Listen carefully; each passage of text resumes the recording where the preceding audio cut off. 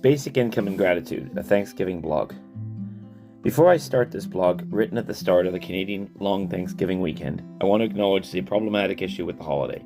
In the United States and partially in Canada, it is called a National Day of Mourning. This is because of the reality of how history is written by those who want to establish a particular narrative, and the one fashioned around the story of the first Thanksgiving with the Pilgrims and the Wampanoag people. Many people, including Indigenous persons, still want to celebrate the holiday in Canada, but I did not want to leave this out or stick it at the bottom of the blog. There are multiple videos and articles on this as well as a Wikipedia entry. Okay. There are two things that, as someone who writes about, advocates for, and studies the subject of basic income, that intersects with Thanksgiving. The first is abundance versus scarcity. The second is gratitude.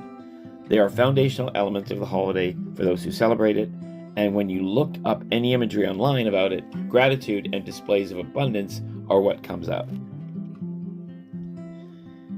Thanksgiving became synonymous with abundance of the harvest and blessings of the year. The images are overflowing, showing us how there is enough for everyone at the table. They're also about nature's bounty. They are the result of work, yes, but work that was done for centuries, not because you're employed by a taskmaster or an employer, but because you wanted the best for yourself, your family, and your community. David Graeber has alluded to this both in his book, Debt the First 5,000 Years, and the book that he sadly never saw published as he passed away in 2020, but was finished by his friend and co-writer David Wengrow in The Dawn of Everything, A New History of Humanity. Back in the early agricultural era, we essentially lived in a gift economy.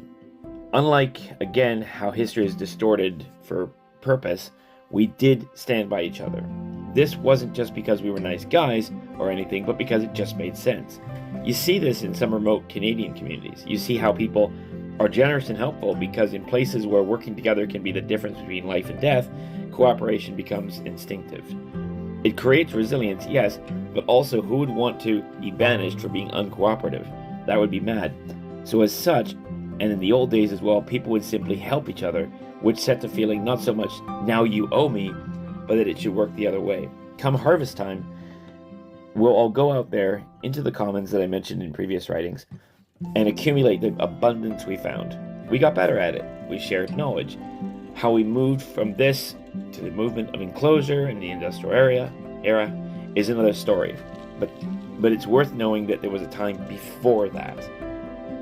Perhaps one of the joys of the season is how it brings us back to this center, that like Christmas with its spirit of season of goodwill set over a pagan holiday to help everyone endure the dark of winter, Thanksgiving says everyone deserves a seat at the table.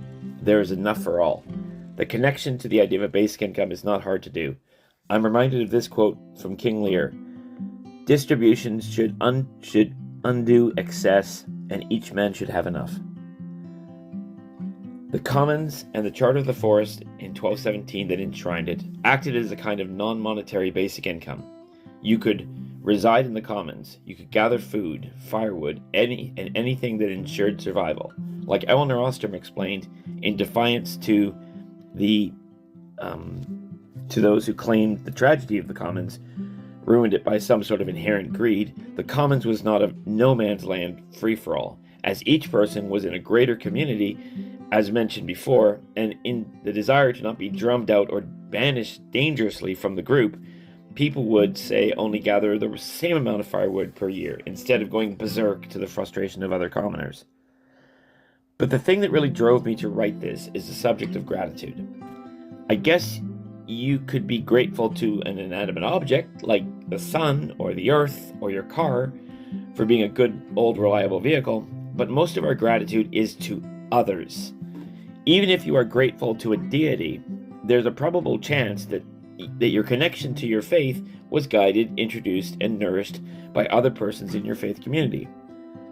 The bounty of abundance from Thanksgiving is brought home by the community that we are, and the gratitude is our interconnectedness footprint.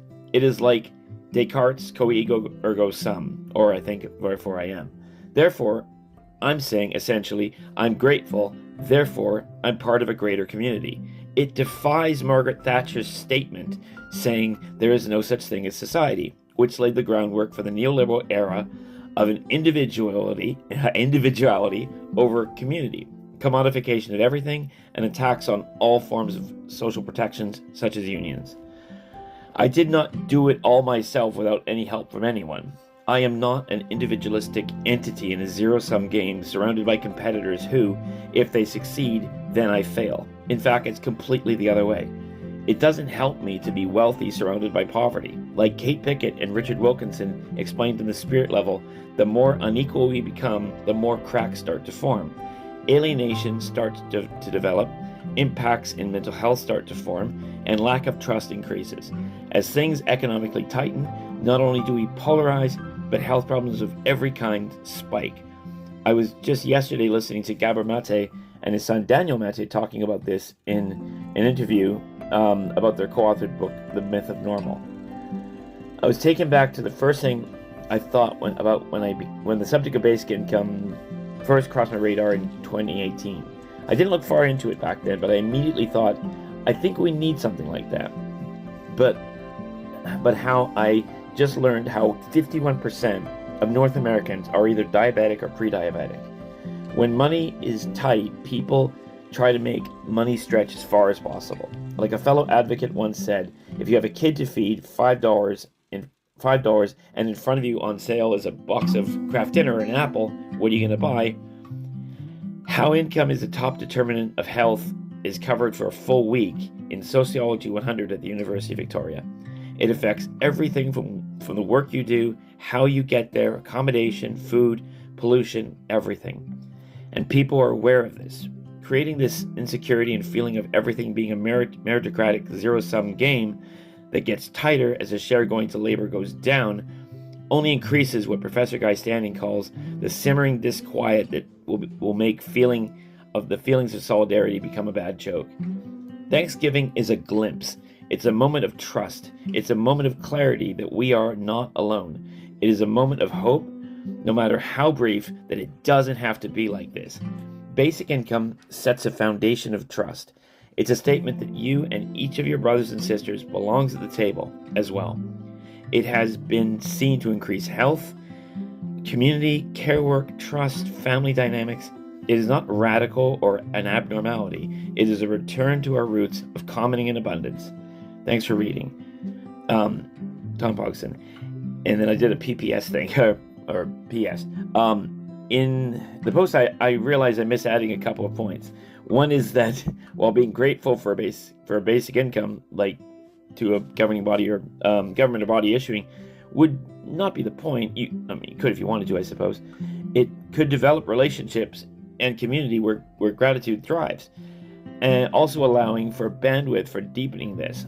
There's also a point made by Professor Standing, which if you've looked at my pinned tweet on Twitter, you already know. It speaks to how our abundance is an inheritance of shared work, a shared heritage that we can be grateful for as well. Thanks.